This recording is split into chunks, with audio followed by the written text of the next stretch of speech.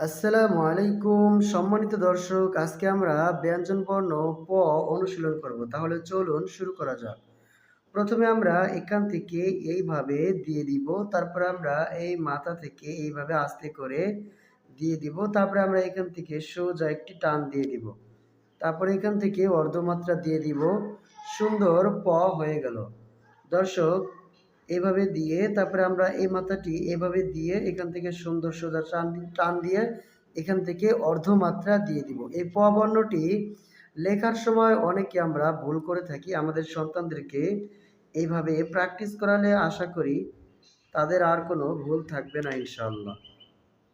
দর্শক, প্রথমে আমরা এইভাবে একটু সাইনের মতো এইভাবে দিয়ে দিব, তারপরে আমরা এইখান থেকে আস্তে করে নিচের দিকে মাথাটি দিয়ে দিব, এইখান থেকে সোজা একটি টান দিয়ে দিব, তারপরে আমরা এখান থেকে অর্ধমাত্রা এইভাবে দিয়ে দিব। দর্শক, কয়েক মিনিট অনুশীলন করলে আশা করি আমাদের সন্তানের এই বর্ণটি সুন্দর হয়ে যাবে। এজন্য বেশি বেশি করে নিয়মিত আমাদের সন্তানদের অনুশীলন করানো উচিত।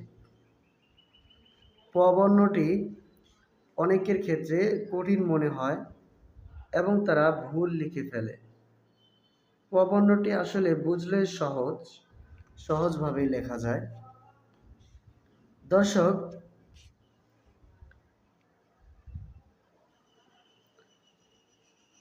প এটি একটি ব্যঞ্জন বর্ণ। তো এই বর্ণটি অর্ধমাত্রা বর্ণ। দর্শক, আজকে আমাদের এই প বর্ণ পর্যন্ত ছিল। দেখা হবে আপনাদের সাথে অন্য কোনো ভিডিওতে। সেই পর্যন্ত ভালো থাকবেন। আল্লাহ হাফেজ।